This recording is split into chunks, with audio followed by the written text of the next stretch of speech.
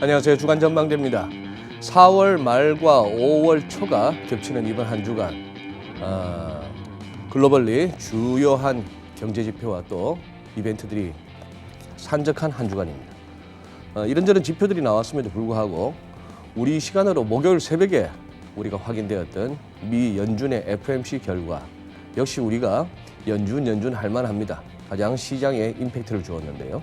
이번에도 미국의 트럼프 대통령은 바로 FOMC가 시작하는 날 또 트위터를 통해서 금리 인하를 압박하기도 했습니다. 미국 경제 굉장히 좋다는데 금리를 인하하라 이런 얘기고요.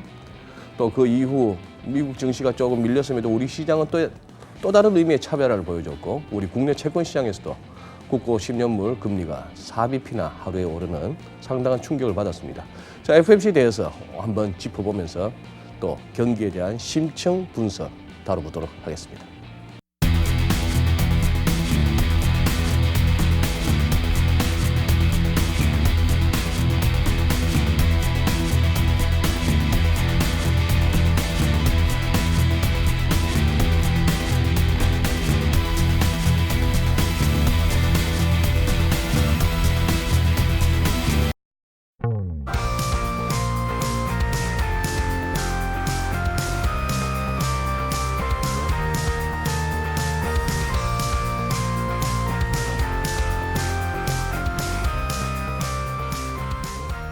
네, 오늘 주간전망대 함께해 주실 패널 세 분 소개해드리겠습니다.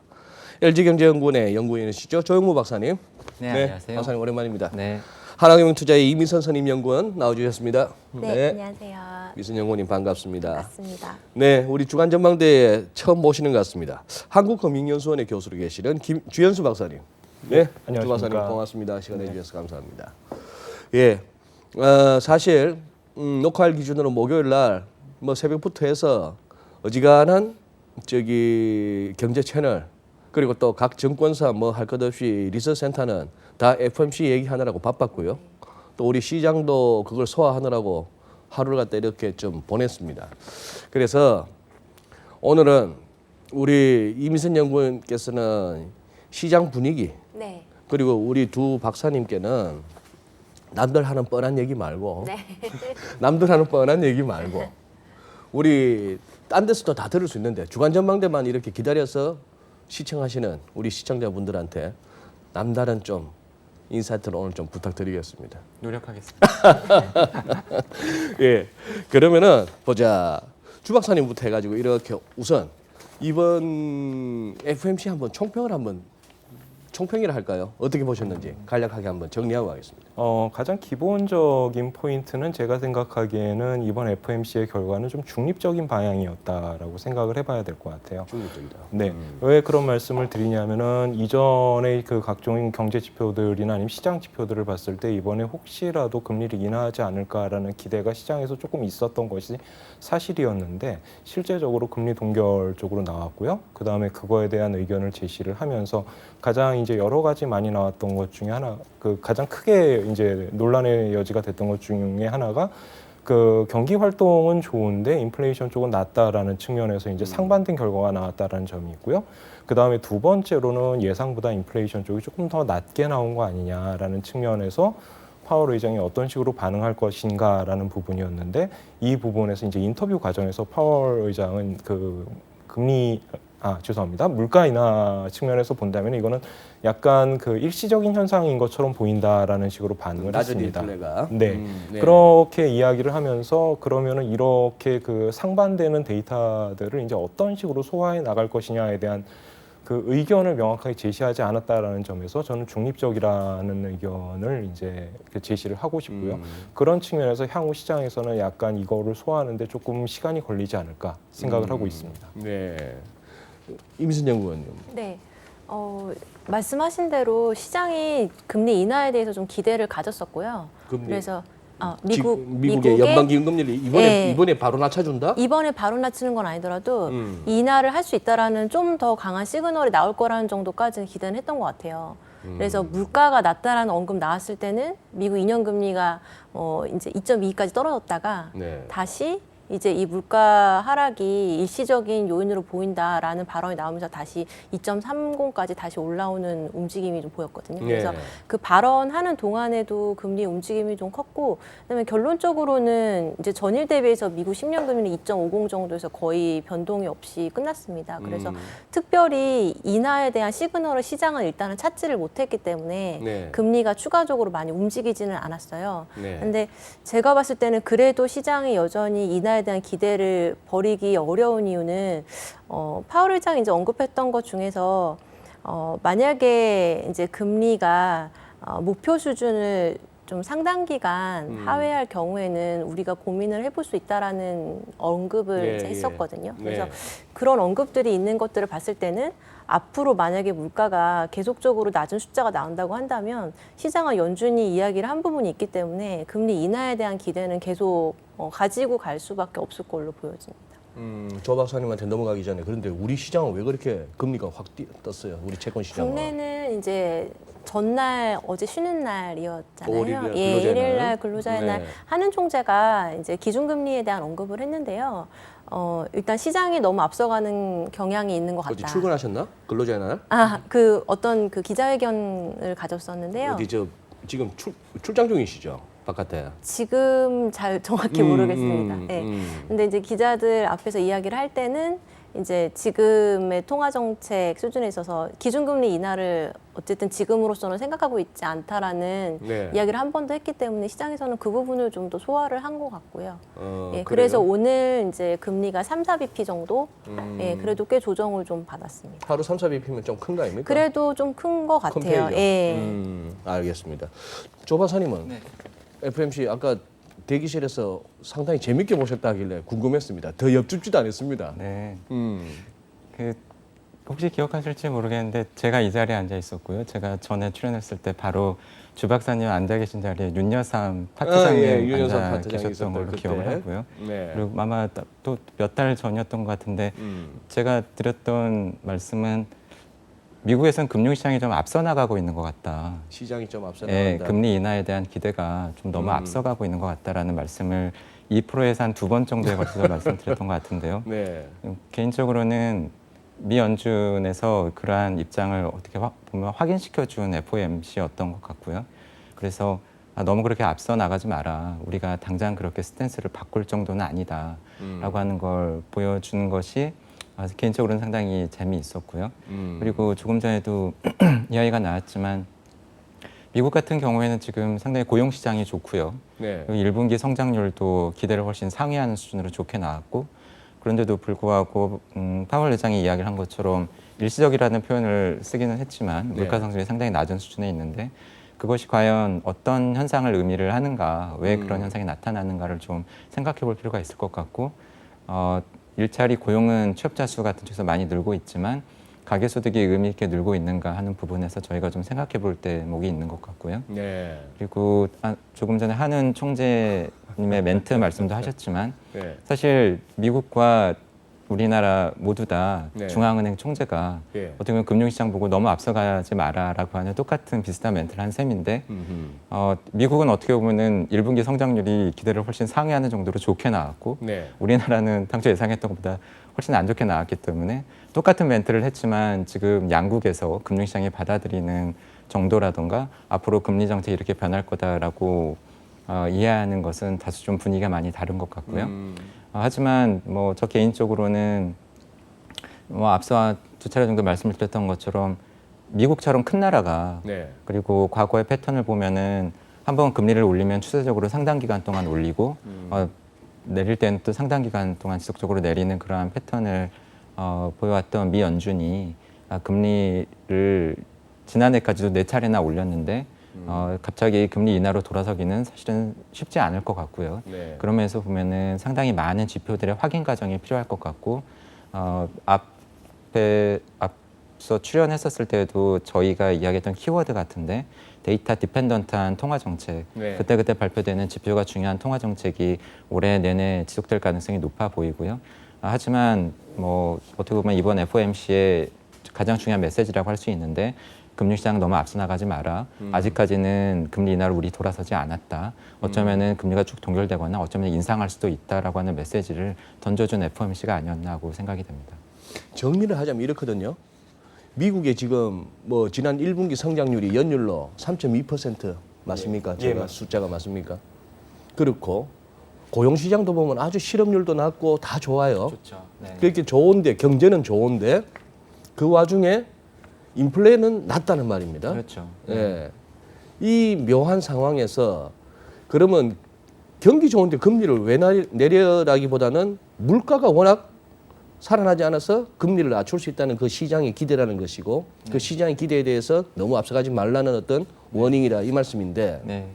지금 그러면은 임순영 의원님 지금 그동안에 연준 핵심 인사들이 물가 얘기를 했어요. 파월 의장부터 해가지고 네네. 지금 어느 정도길래 미국 물가가 지금 코어 PC로는 이제 올해 1월 2월은 1.8% YOY 나왔고 3월은 1.6%가 나왔는데요. 전년비 네, 전년비로 나왔는데 이제 문제는 이제 앞으로도 나올 물가 수준 자체가 2%를 계속 하회할 걸로 예상이 되고 있어요.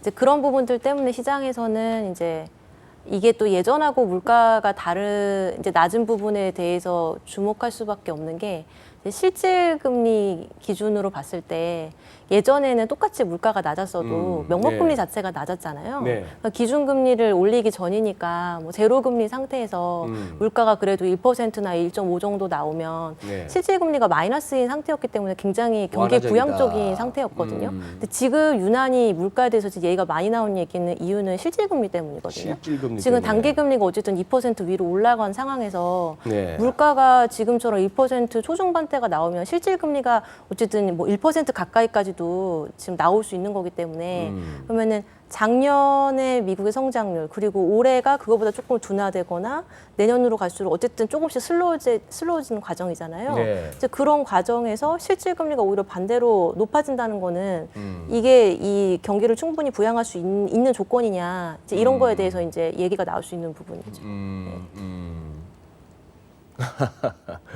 주 박사님 네. 이거 한번 정리해 주십시오. 우리나라에서는 물가 얘기할 때는 흔히 소비자 물가지수 CPI 네. 컨슈머 프라이스 인덱스 CPI로 따지는데 연준 쪽에 미국 얘기하다 보면 또 뭐라죠? PCE? PC 디플레이터라든가 뭐 네, 이런 그 이야기들을 개념 많이 한번 하죠. 설명해 주시죠. 예, 그 미국 같은 경우에는 이제 물가 지수를 이야기를 할 때 CPI를 이야기를 하기도 하고 PC 디플레이터 얘기를 하기도 하는데요. 이 두 가지 차이는 뭐냐 하면은 실제적으로 그러면 연준이 바라보는 물가 지수는 뭐냐라는 측면에서 바라봐야 되는 거죠. 그랬을 때 미국 연준은 기본적으로 그 GDP에서 이제 바탕이 돼서 나온 PC 디플레이터를 기준 그 물가 지수로 사용을 하고 있습니다. 즉 다시 말해서 우리가 일반적으로 이야기하고 있는 CPI 지수가 2%를 넘었느냐, 2%를 넘지 않았느냐의 측면보다는 PC 디플레이터가 예를 들어서 2%를 넘었느냐, 넘지 않았느냐 이거를 가지고 정책의 기준으로 삼고 있다는 상황이 되는 것이죠. 이런 차이는 좀 있습니다. 그 차이가 있는데 PC 디플레이터 개념을 좀 설명해 주시면. PC 디플레이터는 기본적으로 볼 때 그러니까 GDP를 산출하는 과정에서 나타나는 물가라고 생각을 하시면 되겠습니다. 실질 GDP를 산출하는 과정이 있고요. 그다음에 네. 명목 GDP를 산출하는 과정이 있는데 이 두 가지 자료를 갖게 되면 실제적으로 물가의 차이가 얼마나 나타나는지를 확인할 수가 있게 되죠. 그러면은 요거를 가지고 특히나 이제 그 Private Consumption Expenditure라는 측면에서만 봤을 때 그 부분에서 물가가 어떤 식으로 형성되는지를 확인하는 과정에서 나타나는 것이 PC 디플레이터가 되겠습니다.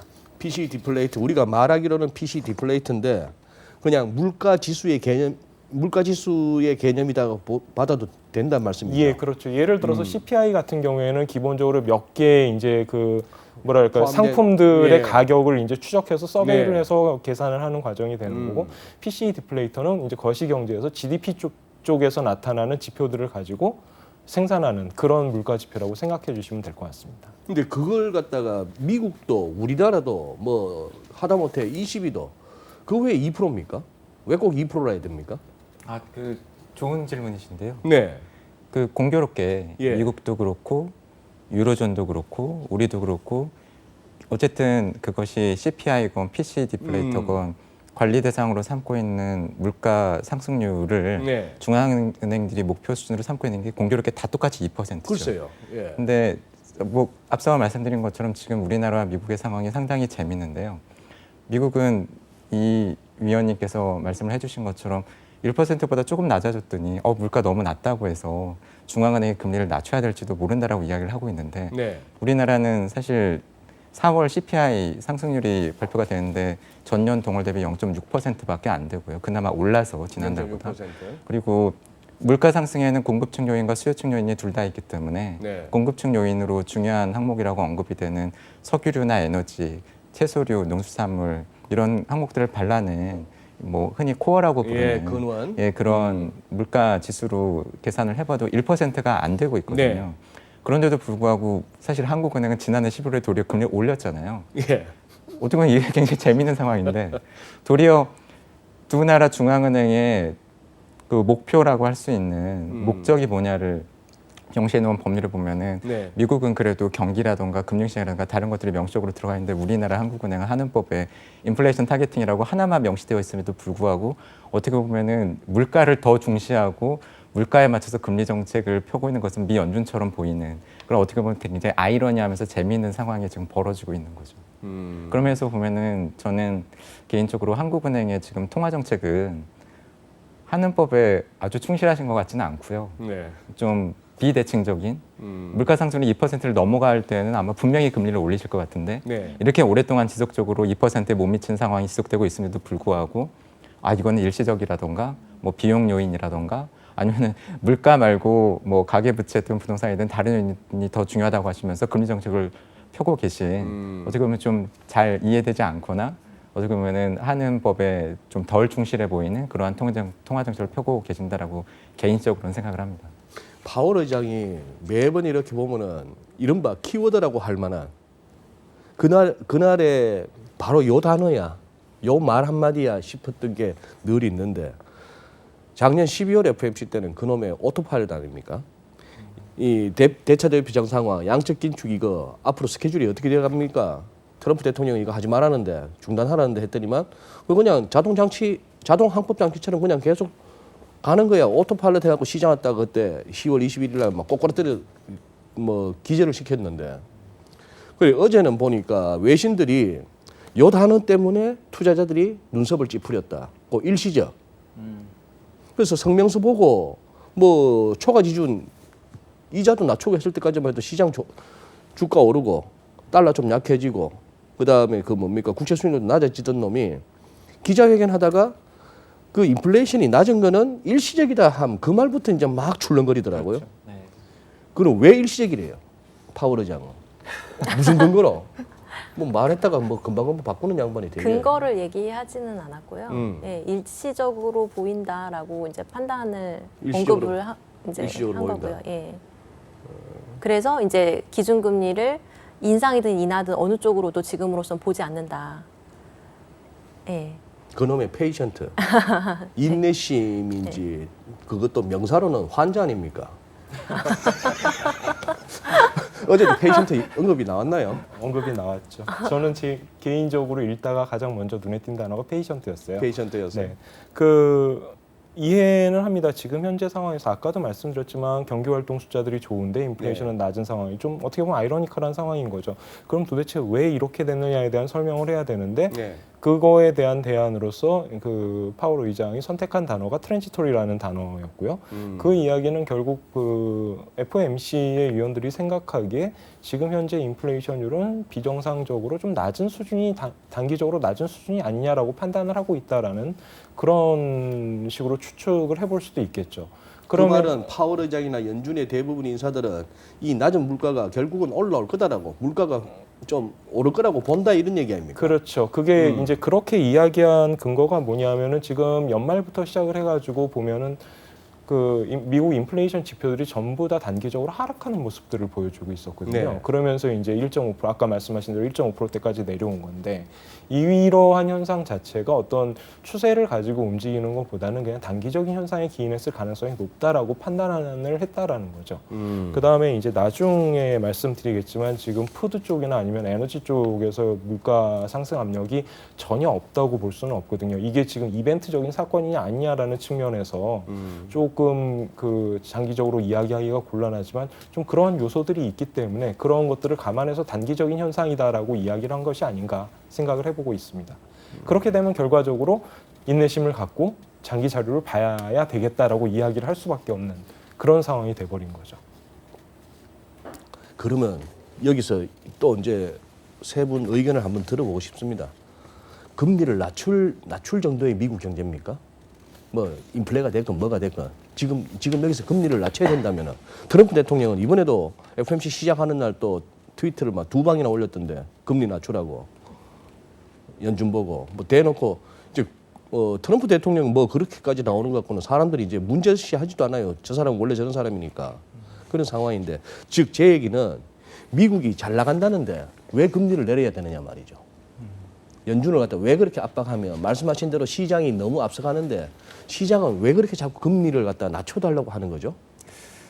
저 개인적으로는 금융시장이 출렁거리고 네. 미 연준 스탠스의 변화가 생겼던 게 아마 작년 10월, 11월, 12월을 거쳤던 그 시기. 그 시기죠. 예, 그런데 그때는 분명히 2019년 올해 미국 경제가 어떻게 될 것인가에 대해서 불안감이 있었던 것 같고요. 네.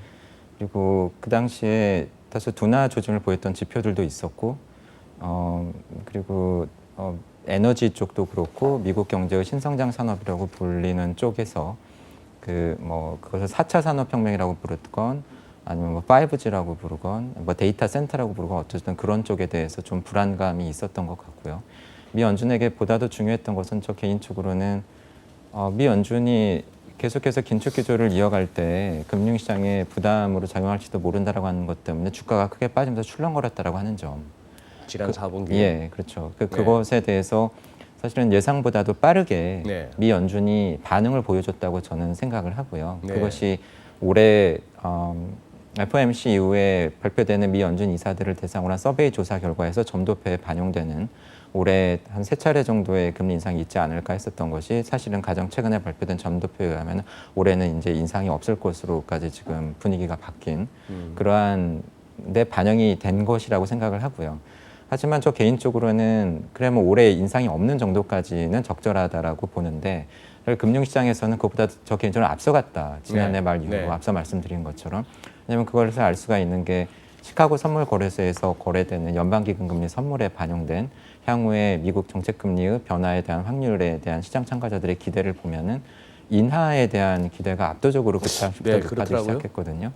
그런 걸 보면은 그때부터 사실 인하에 대한 기대가 많이 커지고 있었는데 예상외로 올해 들어오면서 미국 쪽의 지표들이 투자라던가 소비 쪽에서 그렇게 나쁘지 않았던 것 같고요. 그것이 1분기에 예상을 상회하는 1분기 성장률로 나타났던 것 같고 네. 아마 통계를 집계하고 먼저 보는 미 연준 쪽에서는 그걸 알고 있지 않았을까 싶고요.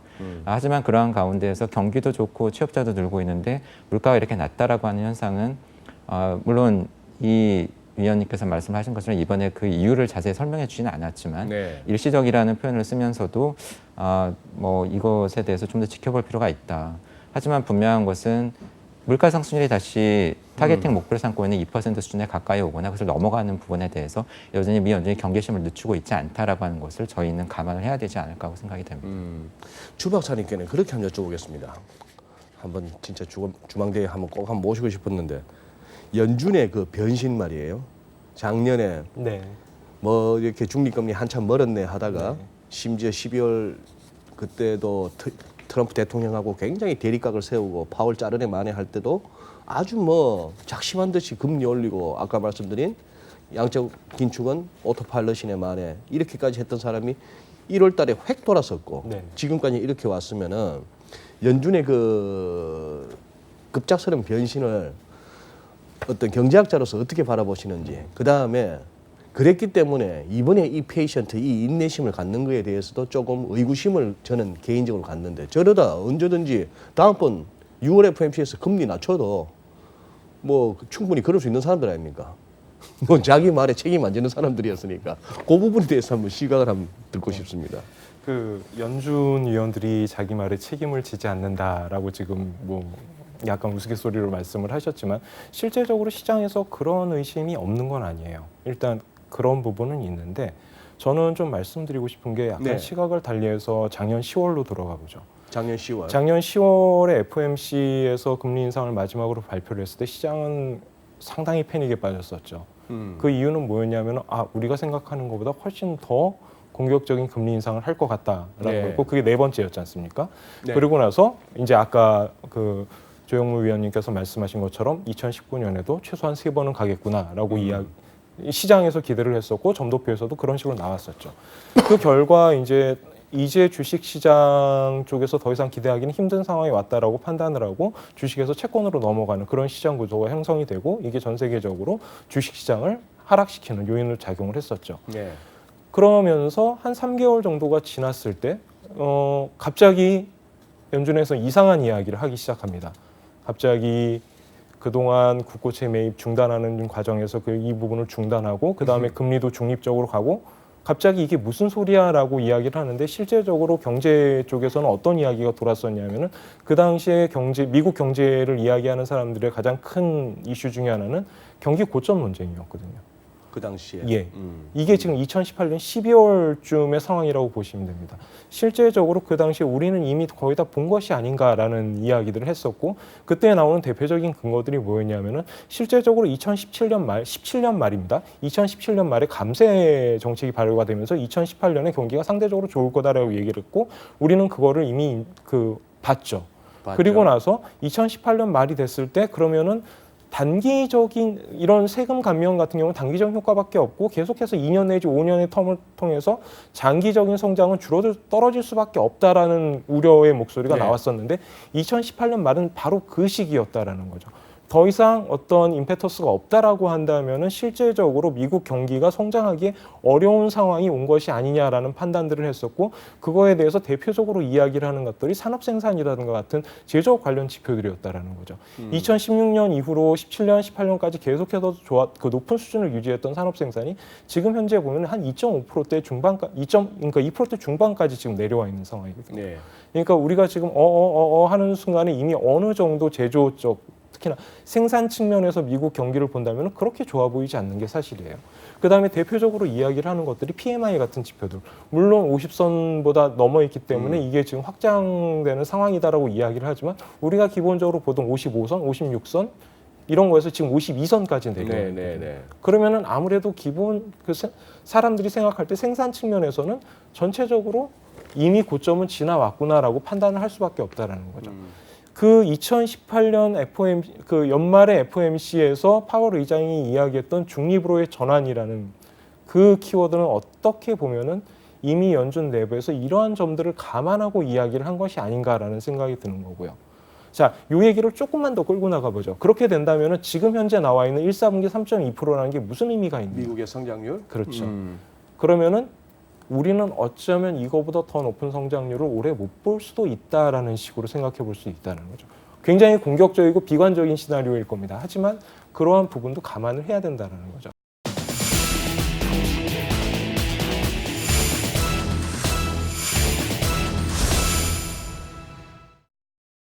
제가 아까 말씀드렸던 그 미 연준의 페이션트라는 그 단어가 저는 마음에 걸리는 게 그런 측면에서 마음이 걸리는 거예요.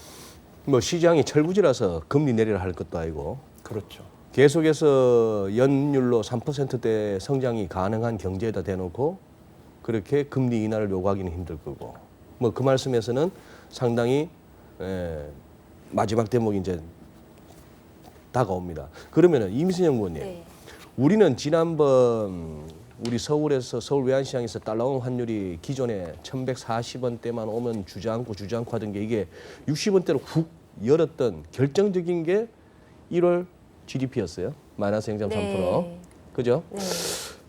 그렇다면은 우리는 그거 보면은 금리 내리는 게 맞아요. 아, 환율이 올라서요? 아니 환율이 올랐어요. 환율이 올랐는데 금리 내리면 환율 더 오르지. 제 얘기는 우리나라 GDP 성장률 보니까 마이너스 성장을 하는 한국인데 네네. 그렇다면 이거 금리 내려야 될 거 아니냐 싶은 생각이 든단 말이에요. 그렇죠. 그래서 지금 이미선 연구원님을 갖다 내가 지금 좀 곤란하게 만들려고 지금 이 질문을 하는 겁니다. 네. 몰랐냐 말이지. 작년엔 그럼 왜 올렸냐 말이에요. 작년에는. 아, 한국은행에서요? 작년에 왜 올렸다가 이제 와서는 시장이 왜 또 금리 인하 기대감을 갖게끔 하고 그걸 갖다 또 총재께서는 말리고 이런 분위기를 가냐 말이지. 그게 궁금해요. 이 자리에 한국은행 분이 앉아 계셔야 돼요.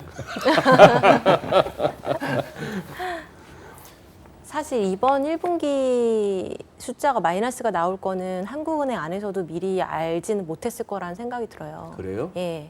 그 정도까지 마이너스까지 생각하지는 않았을 거예요.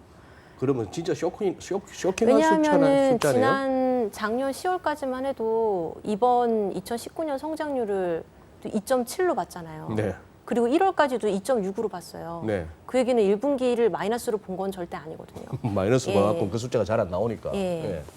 그래서 일단 1분기 부진, 그러니까 올해가 이렇게 부진할 거라는 거는 예상을 못했던 것 같고, 그 다음에 작년의 금리 인상은 일단은 이 타이밍이 좀 늦어진 감이 있는 것 같습니다. 그러니까 그 시점이 올리기에 맞는 시점이었냐라고 했을 때는 그러니까 늦은 거죠. 예. 예. 그러면은 주 박사님께는 이걸 한번 여쭤보겠습니다. 아까 헷갈렸어. 조 박사님, 조영무 박사님께는 아까 우리 주현수 박사님께서 예.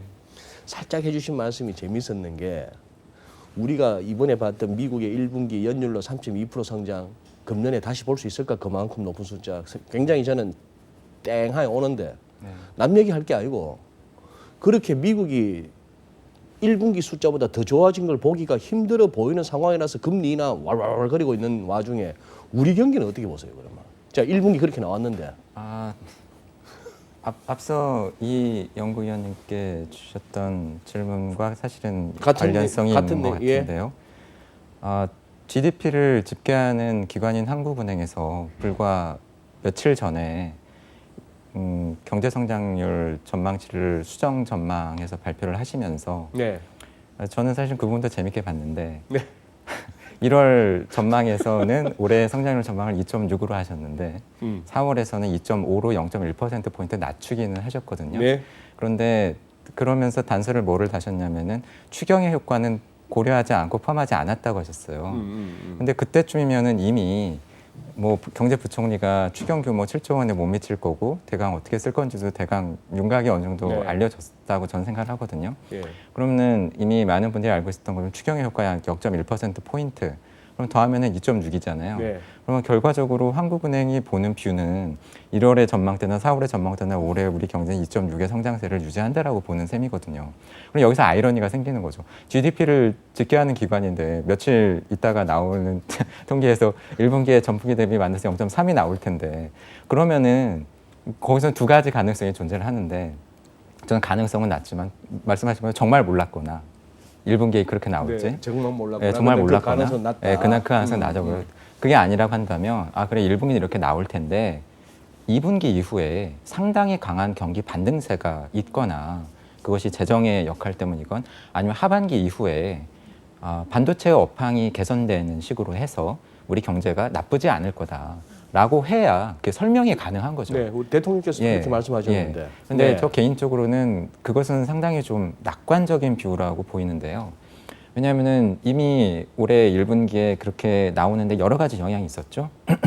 투자도 영향을 미쳤고 수출도 영향을 미쳤고 어떻게 보면은 지난해까지 있었던 추경 효과가 사라지고 2분기 이후에 나타날 추경 효과가 나타나기 전에 다른 표현으로 하면 재정 절벽같이 재정 지출이 갑자기 뭐 줄어드는 그런 식의 효과도 분명히 있었고 그렇기 때문에 재정의 성장 기도가 마이너스 0.7%포인트로 나왔었고 하지만 그래도 어쨌든 우리 경기 여전히 수출 의존적이고 그런 것들 반도체의 중요성이 큰 것을 감안을 하면 사실 반도체가 굉장히 중요한데 많이 받는 질문이거든요. 앞으로 반도체가 어떻게 될 것 네. 같으냐.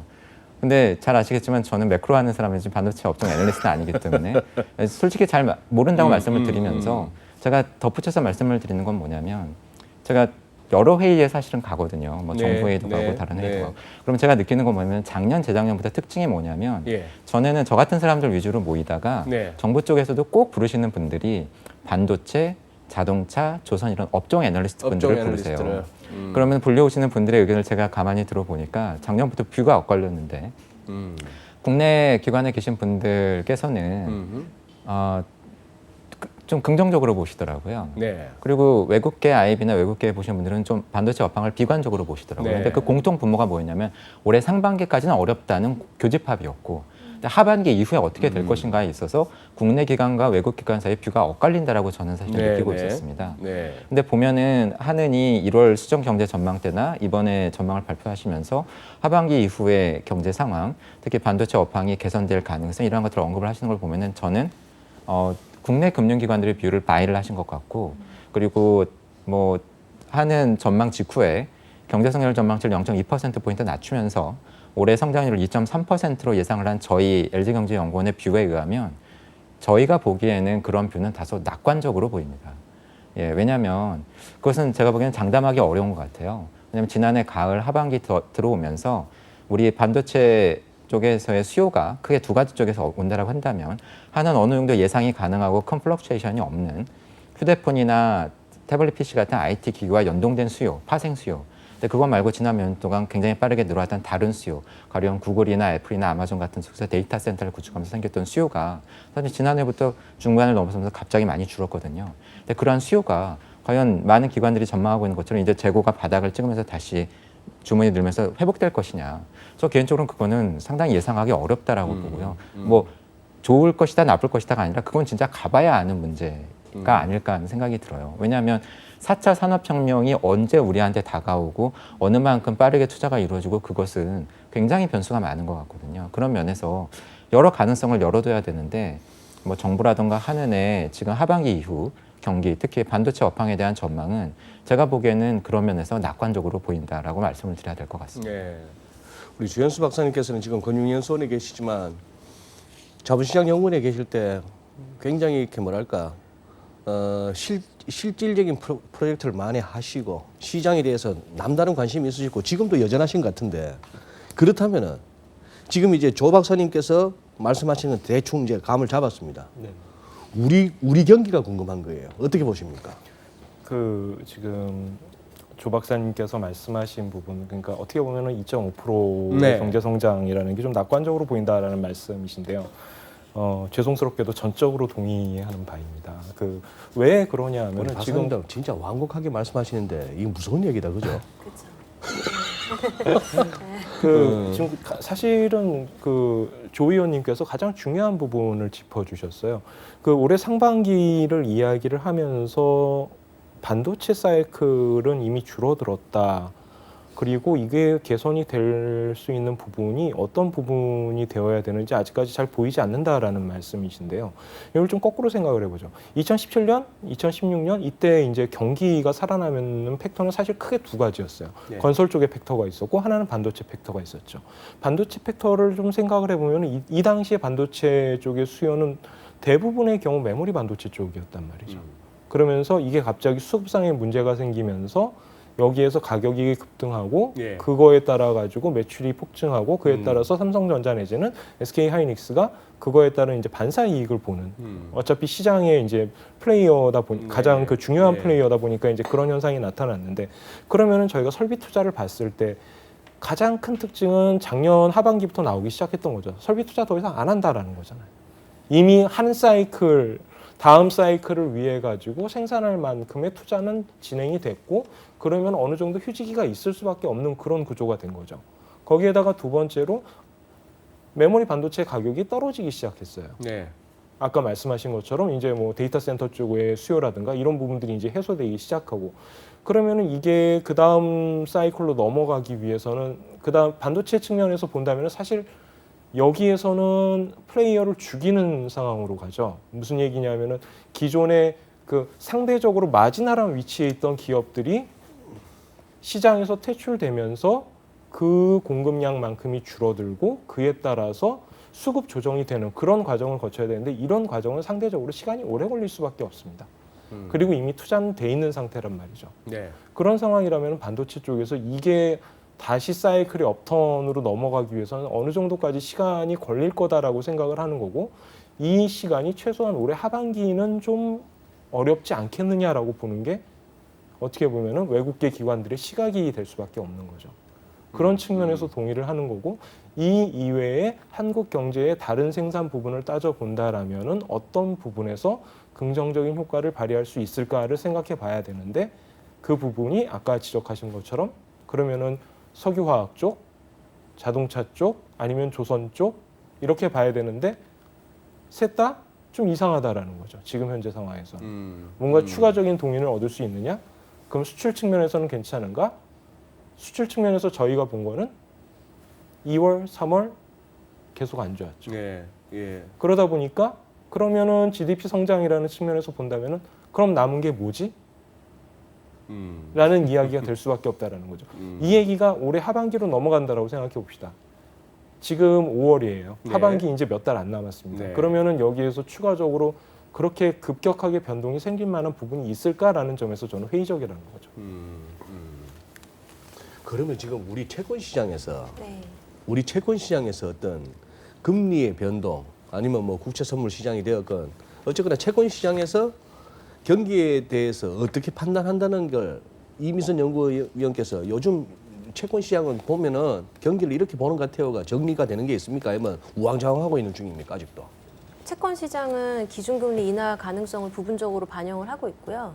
그래서 최근에 지금 그 강했던 게 그거예요? 예, 국고 3년하고 기준금리가 역전이 된 게 지금 한 달이 넘었거든요. 한 달이 넘었다. 예, 그래서 이게 어쨌든 시간이 오래 가면 갈수록 실질적으로 경험적으로 봤을 때는 실제 인하로 연결될 가능성이 높아진다고 봐야 될 것 같아요. 네. 그리고 지금 이미 한 달 이상 역전이 되고 있고 5년 금리까지도 지금 기준금리 밑으로 가 있는 상황이거든요. 5년물이 지금 1.75 밑으로 갔다고? 네, 뭐 1.75 수준이거나 그 미치거나 네, 왔다 네, 갔다 하고 네. 3년은 계속 이제 역전 상태고 그런 상태면은 실질적으로 채권 시장에서는 금리 인하에 대해서는 50% 정도 이제 가능성을 가지고서 반영하고 있는 상태라고 봐야 될 것 같아요.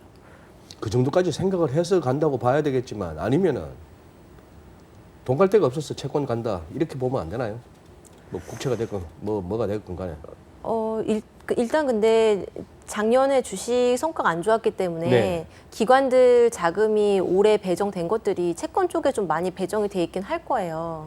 예, 그래가지고 지금 고정적으로 어쨌든 채권을 사야 되는 자금은 상당히 풍부한 상황인 거는 맞는 것 같아요. 그래서 이제 국채 금리가 또 워낙 이렇게 기준금리 이하로까지 사실 떨어지다 보니까 네. 이제 나중에 지금은 이제 뭐 회사채나 일들을 조금이라도 더 주는 채권 쪽으로 돈이 좀 상당히 많이 몰리고 있는 상황이기는 하고요. 네. 예. 근데 어쨌든 지금 시장에서는 기준금리 인하에 대해서는 지금 충분히 기대감을 가지고 있는 상황입니다. 그러면은 지금 미국은 인프라 투자 관련해서 트럼프 대통령하고 민주당하고 뭐 여야 없이 할 것 없이 한 2조 달러 합의 보자. 이제 문제는 자금 조달 문제인데 그거 뭐 한 3주 내로 이제 모여서 서로 협의하겠다니까 뭐 하겠죠. 또 이제 뭔가 또 새로운 치어리더가 필요합니다. 감세 효과 다 떨어졌고 뭐 연준 갖고 이렇게 휘몰아치던 것도 대충 다 됐고 연준은 자꾸 인내심만 발휘하겠다 그러니까 그러면 이제 인프라 투자 이거 자신의 대선 공약이기도 했던 건데 딱히 민주당도 야당 입장에서 반대는 안 하는 게 이거 반대하다가는 표 떨어지니까 그렇다 치고 그럼 우리나라에서 경기 살릴 수 있는 게 뭐가 있다고 보십니까? 뭐 추경 얘기 그거 뭐 한 7조 정도 이거 갖고는 별로 기대도 안 되고 뭐가 있을까요? 개인적으로는 잘 안 보여요. 그런데 예. 개인적으로는 잘 안 보이시는데 박사님께 프로젝트가 왔어요. 뭘 어쨌거나 만들어내서 이렇게 제출하셔야 됩니다. 그러면 어떤 걸 만드실 수 있을까요? 추경이죠. 그러니까 무슨 말씀을 드리고 싶은 거냐면 실제적으로 이렇게 경기가 안 좋은 상황이 된다라고 한다면 제일 먼저 경제 정책을 시행해야 되는 사람들 입장에서 제일 먼저 꺼낼 수 있는 카드는 사실 추경이에요. 추경이라는 게 뭐냐 하면은 본질적으로는 재정에서 돈을 더 쓰겠다라는 이야기지 않습니까? 네. 그 가장 효과가 빠르고 정부가 사용할 수 있는 정책 중에 그 다음에 한 1년 정도까지는 계속해서 그 영향이 온단 말이죠. 네. 근데 다만 이제 제가 처음에 개인적으로는 조금 어렵게 느껴진다라고 말씀을 드렸던 이유가 뭐냐면은 우리나라 같은 경우에는 이렇게 재정 정책의 효과가 그렇게 크지 않은 걸로 지금 나오고 있거든요. 이게 이제 여러 가지 요인이 있을 수 있겠지만 다른 국가들에 비해서 예를 들어 선진국에서 재정 정책을 사용하는 것보다 한국에서 재정 정책을 사용하는 경우에 그 승수 효과라고 보통 이야기를 합니다. 재정 정책을 하면은 이제 실제적으로 그 돈이 사용되니까 늘어나는 부분도 있을 거고 그거에 따라서 뭐 낙수 효과 비슷하게 이제 다른 부분으로 순환되면서 나타나는 이제 효과도 있을 텐데 이런 것들을 보통 한 1년 정도 주기로 나타난다고 보거든요. 근데 이러한 것들이 한국 경제 상황에서는 그렇게 잘 안 보이는 게 사실이에요. 그렇다라고 한다면은 이게 조금 어려운 부분이 될 수밖에 없는데 그럼에도 불구하고 지금 추경이 제일 우선순위가 되어야 된다라는 점에서는 어쨌든 최선의 노력을 다해야 되지 않겠습니까? 그런 부분에서는 결국 추경으로 갈 수밖에 없지 않겠느냐라는 생각을 하고 있습니다. 지금 조 박사님을 갖다가 예를 들어 저기 경제부총리를 하라든지 네. 경제수석을 하라든지 하는 오파가 온다고 하면은 네. 그 제안을 받아들이시겠습니까? 저 개인적으로는 그런 일은 결코 일어나서는 안 된다고 생각을 하고요. 근데 한번 가정을 한번 해보죠. 네. 근데 뭐 지금 사실은 주 박사님께 주셨던 질문은 요즘 들어서 굉장히 많이 받고 있는 질문이거든요. 네. 우리가 뭘 할 수 있느냐, 우리가 뭘 할 수 있는가? 어떻게 해야 되느냐. 근데 저 개인적으로는 사실 경제학 교과에서도 나와 있지만 경제가 어려울 때 쓸 수 있는 건 크게는 세 가지죠. 정부가 돈을 푸는 재정 정책, 중앙은행의 통화 정책, 그리고 외환시장의 환율 정책. 그런데 우리는 자유변동 환율제도 채택했고 미국이 저렇게 눈 부릅뜨고 감시하고 있으니까 네. 세 번째 건 못 쓸 거고요. 그럼 사실은 두 가지가 남는데 두 가지 측면에서 보면은 저 개인적으로는 재정 쪽에서는 그렇게 여력이 많다고 생각되진 않습니다. 왜냐하면은 기본적으로 정부가 돈을 쓰는 세출 계획은 지난해 국회 동의 얻어서 거의 확정된 상황이고 지금 뭐 이미 알려진 7조 원에 못 미치는 6조 7천억 원 규모의 추경은 규모도 확정됐고 어디다 쓸지도 대강 정해졌고 더군다나 그게 아직 국회 통과도 안 됐고 지금 기다리고 있고 그런 상황에서 추경 규모를 더 늘리거나 일각에서 얘기하는 2차 추경을 얘기한다는 건 저는 사실은 쉽지 않아 보이고 너무 좀 이른 감이 있고요.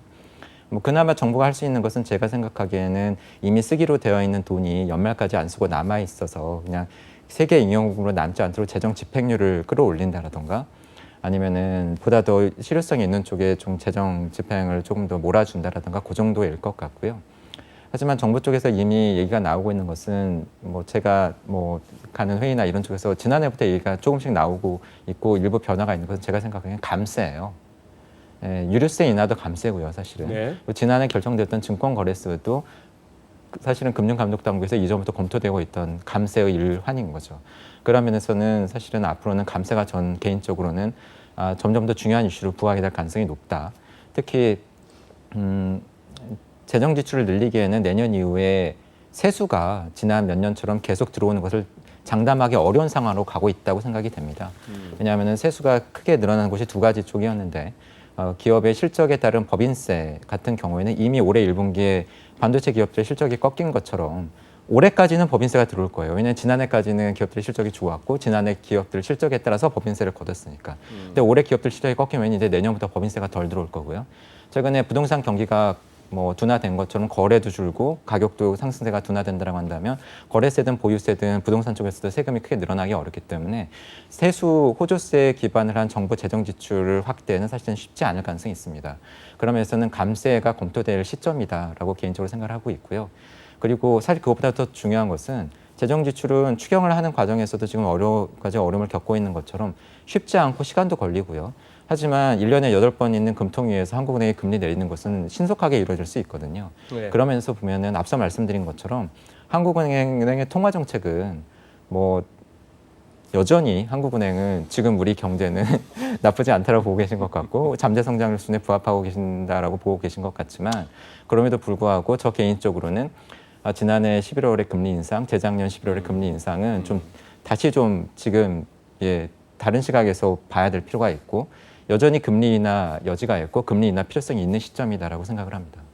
그리고 그것이 7조 원에 가까운 많은 돈을 정부가 쓰고 있는 상황에서 소중한 국민 세금을 그렇게 많이 쓰고 있는데 한정된 재정 안에서 그렇게 많은 돈을 쓰고 있는 재정의 효과를 극대화시키는 데 있어서 정부는 경기가 어렵다고 하면서 돈을 많이 쓰고 있는데 한국은행이 경기가 괜찮다고 하면서 금리를 동결하거나 높이는 상황에서는 팔러스 미스면에서 재정 지출의 효과가 약화되거든요. 네. 그것은 막아야 된다라고 저는 생각을 합니다.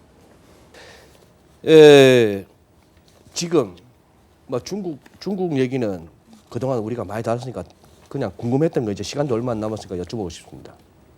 도대체 트럼프 대통령은 이란 제재 다시 하고 베네수엘라도 이렇게 뭐 뒤에서 자꾸 뭐 이렇게 시끄럽게 조종하는 것 같은데 본인의 정책이나 하는 거는 보면 유가 오르라는 쪽인데 뭐 말하는 거 보면 유가가 내렸으면 좋겠다는 듯이 얘기합니다. 어느 그 내심이 뭘까요? 그리고 미국은 유가 내리는 것보다는 어느 정도 유가가 좀 오르는 게 높은 게 좋은 거 아닙니까, 박사님? 정책적인 측면보다는 이제 그 미국이 유가가 올라가면 좋은 점은 이제 시일가스 쪽인 거죠, 결국은. 네. 기본적으로 지난해에 문제가 됐던 부분은 뭐냐면은 유가 특히나 이제 그 스팟 프라이스 기준으로 해가지고 이게 많이 떨어지니까 결국은 셰일 가스 쪽에서의 이제 생산 단가를 못 맞추게 되고 그래서 이제 그 부분들이 생산이 중단되는 이제 그런 현상들이 발생을 했었는데 이게 지금 소장님 말씀하신 대로 어느 정도 올라가게 된다면은 이제 네. 이 부분에서 다시 리프로덕션이 발생을 할 거고 그런 측면에서 미국 입장에서는 좋은 거죠. 미국은 기본적으로 그 원유를 수출하는 쪽으로 이제 반전이 됐으니까요. 지금 뭐 최대 그렇죠. 산유국이 어떤 이유인지는 모르겠지만 네. 이제 그런 식으로 반전이 됐고 그렇다라고 한다면은 미국 입장에서는 유가가 오르면은 경제의 숫자를 매스킹하기에는 굉장히 좋은 효과가 나타나겠죠. 그런 측면에서 바라볼 수도 있고요. 그다음에 두 번째는 이제 정치적인 측면도 좀 생각을 해봐야 된다는 거죠. 왜 이란이고 왜 베네수엘라고 왜 중국이냐라는 점. 어떻게 보면 기존의 정부와의 어떤 차별성이라는 측면에서 바라보는 관점도 있는 거고요. 네.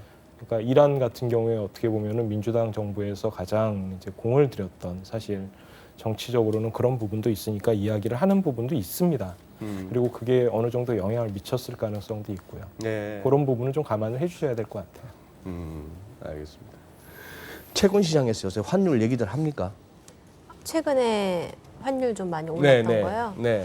그렇죠. 이번에 어쨌든 그래도 레인지 상단을 뚫었으니까. 그래서 근래 몇 년 사이에 못 보던 레벨이니까. 네, 그래서 사실 지금 레벨 정도에서 그렇게 많이 걱정하는 건 아닌데요. 네. 이게 지금보다 조금 더 위로 만약에 가게 되면 사실 원화 채권 외국인 매도가 나올진 않을지 사실 이런 부분도 연결을 시킬 수 있을 것 같아요. 그러니까 그거에 대한 경계가 좀 생길 수는 미순 있을 양반이 것 조금 같아요. 더 쓰셔. 네. 레벨도 말씀해 보시오. 어느 정도 열리면은 뭐 외국인들 던질 것 같다 들고 있는 채권 이런 얘기 살금살금 도는 얘기 좀 살짝 해달라니까요. 제가 근데 뭐 환율을 정확히 보고 있지는 않아서 네, 뭐 어쨌거나 그렇지만- 그런 우려는 있단 말이죠. 그렇죠. 예. 일단 환율 변동성이 커진다는 것 자체는 사실 우리나라 주식이든 채권 시장이든 좀 외국인들이 나가기가 좀 쉬워질 수 있는 부분이니까 사실 참여자들 입장에서는 좀 우려스럽게 보고 있습니다. 오케이. 그러면은 이제 남은 시간 한 30초 내지 1분 정도 하셔가지고 오늘 우리가 결국은 FMC 얘기를 하다 보니까 경기에 대한 토론이 이루어졌고 거기에 대한 어떤 갖고 계신 생각들을 나눴습니다. 요거 하고 시장하고 한번 접목시켜 주십시오. 어느 시장이든 좋습니다. 뭐 이른바 증시, 채권 시장, 외환 시장, 원자재 시장도 좋고 한데 조금 갖고 계신 뷰를 하나씩만 해주시죠. 저는 왠지 그 주간 전망대를 마치면서 너무 고담 준론으로 끝나면 허전해요. 또 이거 맞고 안 맞고를 떠나가지고 갈까 말까, 될까 말까 이번에 이런 것들을 조금 한번 듣고 싶어서 한번 여쭤봅니다. 예. 저는 이제 이 인터뷰를 준비를 하면서 그럼 가서 어떤 얘기를 해야 될지 사실 좀 고민들을 하잖아요. 네. 이제 최근에 논문을 읽다 보니까 좀 재밌는 논문이 하나 있었어요. 어떤 거였냐면 이제 신흥시장의 이제 자금 유출입과 관련된 논문이었는데 시장 자본 유출이요. 예. 네.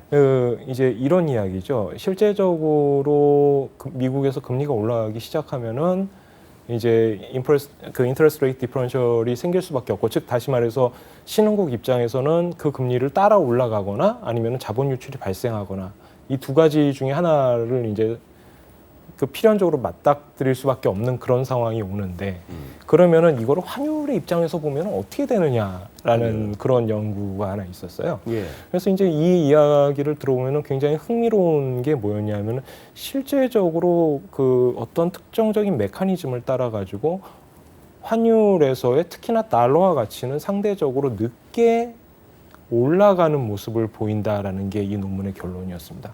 즉 다시 말해서 무슨 얘기냐면 작년을 생각해 봤을 때 2018년 생각해 봤을 때 계속해서 금리가 올랐었죠. 그래 그 금리가 올라가는 과정에서 계속해서 나왔던 얘기가 사실 신흥국에서의 자본 유출과 관련된 우려들, 특히나 한국 시장에서 이것이 빠져나가고 그거에 따라 가지고 원화는 상대적으로 강세로 갈 거고 그다음에 죄송합니다. 달러화는 상대적으로 강세로 갈 거고 원화는 약세 쪽으로 빠질 거고 이러한 논의가 계속되어 왔지만 상대적으로 지금 와서 생각해 보면은 환율은 그랬나? 뭐 좀 안정적이었던 그런 측면이 있는 거죠. 근데 이 논문이 주장하는 거는 그런 현상은 보통 1년 정도 지연돼서 나타난다라는 이야기를 하고 있어요. 그렇다라고 한다면은 지금 현재 달러화 인덱스가 이렇게 높은 거는 작년에 그렇게 나타났던 현상이 환율 시장에 반영되는 과정이 아닌가라고 좀 생각을 해볼 필요가 있다라는 거죠. 제가 처음에 말씀드릴 때 그 지금 미국 경기가 안 좋아지고 있다라는 쪽으로 말씀을 드렸었는데 네. 그러면 이제 제일 먼저 나오는 질문이 근데 왜 달러화는 올라가지라는 질문이 될 수밖에 없을 거예요. 네. 그런 측면에서 봤을 때 지금 달러화가 올라가고 있는 이유는 그런 부분이고 이러한 현상이 어느 정도 된다라고 한다면 지금 현재 올라가 있는 원화, 즉 다시 말해서 원화가 상대적으로 많이 약세 쪽으로 가 있는데 네. 이런 현상은 점차적으로 둔화되지 않을까. 오히려 지금 경기를 다 반영한 측면이 있지 않는가라는 생각을 조심스럽게 해보고 그 외환 시장에서는 오히려 지금보다 더 높이 올라갈 개연성보다는 아래쪽으로 보는 것도 좀 한 번은 생각해 봐야 되지 않을까라고 생각을 해봤습니다. 주 박사님 말씀은 상당히 그 기존의 상식을 깹니다. 흔히들 딜러들 사이에 그래도 환이 제일 빨라 뭐 이런 얘기를 하는데 오히려 지금 약간 시차를 두고 뒤에 반영할 수도 있다. 예, 그렇다면 이미 지금 이거는 과거 걸 반영했던 거고 이제 환율은 또 반대쪽으로 움직일 수도 있다 하는 그 말씀 한번 이미선 연구원님. 네, 네. 저는 선진국하고 신흥국 경기 간의 격차가 점점 벌어질 수 있다라는 부분을 주목을 하고 있어요. 그러니까 미국 같은 경우에는 약간 경기가 둔화가 되면 어쨌든 쓸 수 있는 카드가 기준금리 인하를 하든지 양적 완화를 하든지 적극적인 정책들이 지금 나올 태세고 연준을 봐도 사실 지금 여차하면 우리는 금리를 인하할 수 있다라는 시그널을 사실 연준이 먼저 준 거거든요. 예. 그래서 시장이 그거에 대해서 믿음을 가진 거고 금리 인하에 대한 기대를 가진 거고 그런 부분들이 지금 미국의 주식 시장에도 어느 정도 반영이 돼 있는 것 같아요. 근데 어쨌든 한국을 포함해서 신흥국들은 그만큼 적극적으로 지금 정책을 쓰기가 좀 제한적이고 지금 그러다 보니까 경기가 미국하고 그러니까 선진국하고 신흥국 간에 점점 더 벌어질 수도 있다라는 생각도 들어요. 그러면 예. 결국 다시 한번 확인 사살차 여쭤보면 그 선진국과 이머징의 괴리라는 것이 선진국은 더 좋아지고 상대적으로 좋고 상대적으로 둔화되는 속도가 더 천천히 가거나 아니면 선진국이 더 지금 낫다 이 스테이블하게 말씀이죠? 가고 그냥 가고 그리고 여차해서 나빠져도 바로 정책을 빵 쓰면서 다시 회복을 할 수가 있고 신흥국은 지금 어쨌든 그동안 그 사이에 부채도 많이 쌓아놨잖아요. 네. 그런 것들도 아직 해결이 안 됐고 이런 부분들 그리고 지금 수출과의 문제에 있어서도 신흥국들이 앞으로 좋아질 수 있는 부분이 별로 보이지가 않아요. 네. 그러니까 성장이 정체되는 과정에서 부채는 꽉 차 있고 쓸 수 있는 어떤 부양 정책은 지금 좀 제한적인 상황으로 보이고 아주 애매해서 여쭤봅니다. 우리나라는 그러면 어디다 집어넣을까요? 우리나라는 지금 신흥국이죠. 아직? 예. 왜냐하면 우리가 미국처럼 통화 정책을 그렇게 주도적으로 적극적으로 쓸 수는 없을 거니까요. 예, 지금 통화 정책만 봐도 사실 너무 지금 신경을 많이 쓰고 있잖아요, 중앙은행이. 그래서 그런 것들을 보면은 지금 정책을 쓸 수 있는 부분이 좀 더 적극적으로 쓸 수 있는 부분이 있는데 좀 더 소극적으로 지금 가고 있는 부분도 있는 것 같고요, 한국은. 네. 예. 조 박사님 마지막 멘트 부탁드립니다. 최근에 환율이 워낙 출렁거렸으니까 네. 제가 보는 뷰는 분명히 미국 경기에 대한 기대에 약화되었죠. 1분기 성장률은 좋았지만 어쨌든 약화되고 있는 추세인 건 분명하니까. 근데 달러는 왜 강세냐? 네. 미국보다 다른 나라들은 더 안 좋기 때문에 특히 독일을 비롯한 유로존 지금 달러와 인덱스가 가치가 올라가고 있는 중요한 이유는 반대편에서 유로화의 가치가 크게 떨어지고 있기 때문이고 그래서 글로벌 달러와 강세 흐름 속에서 잘 보면 주요 통화들 중에서 원화가 그중에서도 지금 가장 많이 떨어진 통화 축에 속하고요. 특히 이제 4월 들어서 제일 그랬죠. 그렇죠. 특히 네. 1분기 네. 성장률 네. 쇼크도 네. 그랬고 그런 면에서 보면은 말씀하신 그런 성장률의 흐름, 미국 안 좋지만 다른 나라는 더 안 좋다라고 하는 것을 저희가 좀 유념할 필요가 있다라고 하는 부분이고요. 그런 면에서 앞서 말씀드린 것처럼 무언가 해야 될 텐데, 산업 구조조정도 필요하지만 단기적인 경기 대응 측면에서 재정이든 통화든 해야 될 텐데, 그런 면에서 보면은 저는 한국은행의 통화 정책이 점점 더 어려운 입장으로 가고 있는 것 같아요. 왜냐하면 지난해 같은 경우에는 봄 이후에 미국보다 정책 금리 수준이 낮아져서 국내 금리가 역전되긴 했지만 원화 강세 기대가 남아 있었기 때문에 저 개인적으로는 채권 시장으로도 돈이 계속 들어오고 주시장에서 돈이 많이 나가지 않았던 것 같거든요. 네. 근데 최근에 이미 원달러 환율이 급등하는 것이 나타나고 있는 것처럼 한국 경제 믿어도 되나? 수출 급감하는 거 아니야? 원화 강세 여기에 베팅해도 되나라고 하는 어떤 분위기 변화가 있는 것으로 보이고요.